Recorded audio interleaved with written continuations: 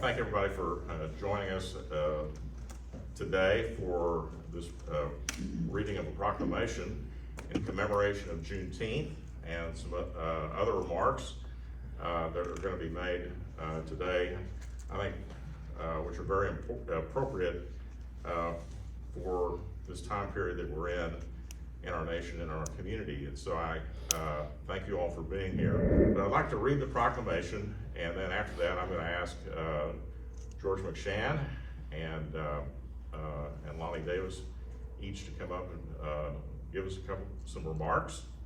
And then I'm going to close it out by reading something that I think is an appropriate reading. But the proclamation reads as follows. Whereas when Abraham Lincoln's Emancipation Proclamation became official on January 1st, 1863, slaves in the Union-occupied Confederate States, whom were held in bondage and ruthlessly oppressed, were suddenly free men, women, and children, whose inalienable right to liberty would no longer be snuffed out by the cruel hand of intolerable slavery. But the news of President Lincoln's executive order did not reach these men, women, and children in Texas until June 19, 1865, with the arrival of Union soldiers led by Major General Gordon Granger. Whereas Juneteenth is a celebration of the end of slavery and the birth of equal opportunity that, as it grows and expands, fills the fissures and cracks of inequality that threaten our vital foundation of freedom. Over the years, the recognition of Juneteenth has also grown. Through the work of Al Edwards, an African-American state legislator, Juneteenth became an official state holiday in Texas in 1980 and the first commemoration of emancipation accorded official state recognition.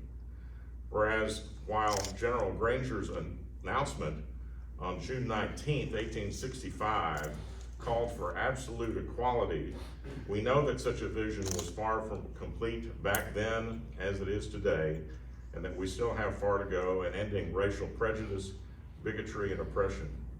While the Emancipation Proclamation and Juneteenth marked the end of slavery, they also marked the beginning of a new journey towards freedom and justice for people of color, a journey which has lasted too long.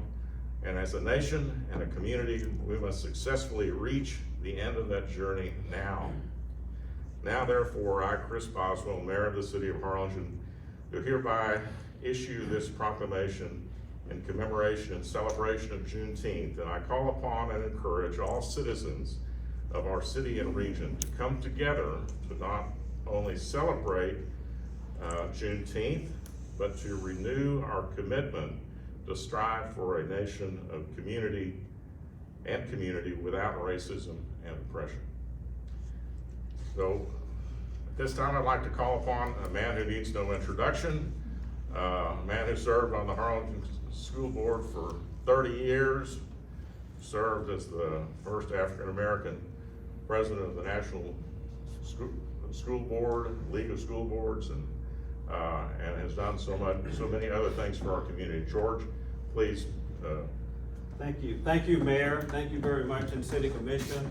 Thank all of you all for being here today. This is a historic day here in Harlingen, and Lonnie Davis, who is a native of the Rio Grande Valley, is going to talk more about that. But what I want to say to you is that this is a celebration in a way that as black people in this country, 1865, fast forward to 2020. I thought about this, and we think about courageous leadership. What does that really mean? I think we've seen here in the last month or so what courageous leadership really means. I think about Einstein. Einstein said this. He said that what will destroy the world is not evil. What will destroy the world is people watching and not doing nothing. So what I'm saying about Harlingen today, they're no longer watching. You're doing something. People coming together as one. We know that this has been going on for way too long. Racial injustice, we know that. But what do most folks do? They sit on the sidelines. They don't have the courage to stand up. What I'm saying, we have to be able to stand up.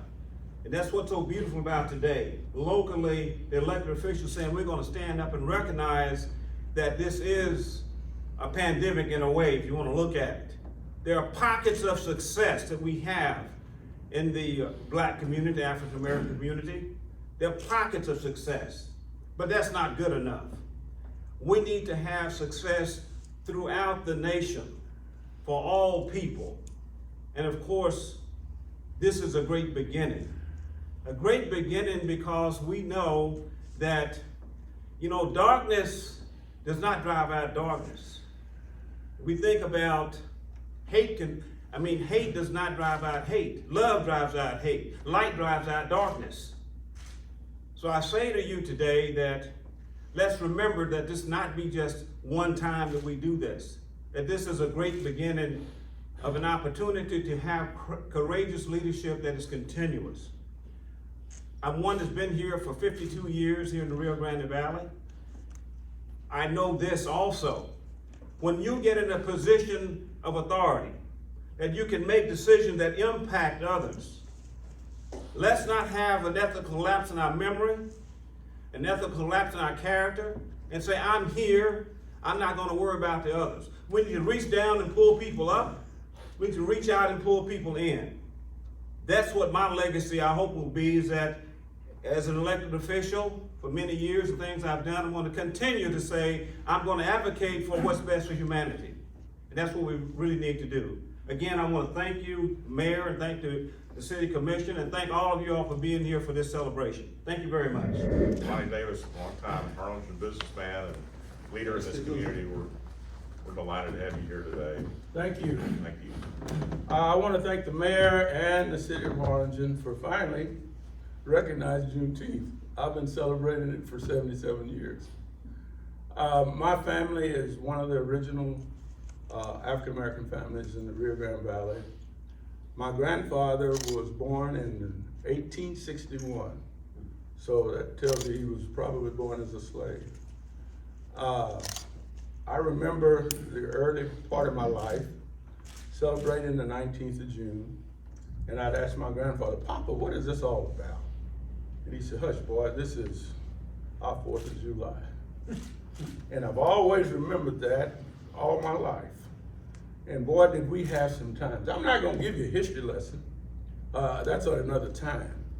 But I wanna tell you a little bit about how much fun we used to have with family, friends on Juneteenth. Juneteenth was a celebration.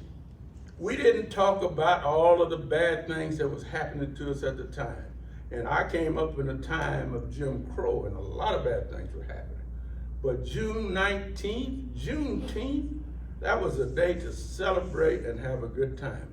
Meet your cousins and your uncles and aunts, and everybody would get together. And yes, we had barbecue, and we had red soda water, and we had watermelon, and we had a great time. So I'm gonna leave you with something on Juneteenth. I don't feel bad about anything about Juneteenth, and I will not allow myself to know what's happening around me to spoil it for me. My memories are all I have, and I want Juneteenth to be remembered as a happy time. Thank you, Mayor. Would it be all right if I read something, an opinion that Bishop Michael Curry wrote? And it doesn't, it addresses some of the issues, and I think it's important that we do that a little bit today too, in addition to celebrate this time. Bishop Michael Curry is the presiding bishop of the Episcopal Church in our nation, and we actually tried to get Bishop Curry to come to the mayor's prayer breakfast. We back in the fall, before obviously the pandemic, and we had to cancel or postpone the mayor's prayer breakfast this year. I reached out to the bishop of our Episcopal Archdiocese, Bishop David Reed in San Antonio. He used to be the rector at St. Albans here. And I asked him, do you think we could get Bishop Curry to come and speak at the mayor's prayer breakfast? And about in the 5 minutes that it took for him to stop laughing at me, he finally ended his laughter and said, that's such a crazy idea. Maybe we can get it done. And we did try, and wasn't going to work out this year, but we'll keep trying. Bishop Curry wrote this in the opinion in the Washington Post, and I do think I would like to read it to you, even though today is, as Mr. Davis points out, a great day of celebration. But it really spoke to me, and I thought that I wanted to share it with all of you today. He writes, "I'm an African-American man blessed to serve as the presiding bishop of the Episcopal Church. In my 67 years, I have seen our country change a great deal. But that happened to George Floyd. But what happened to George Floyd, Breonna Taylor, Ahmaud Arbery, and countless others has been a sad constant.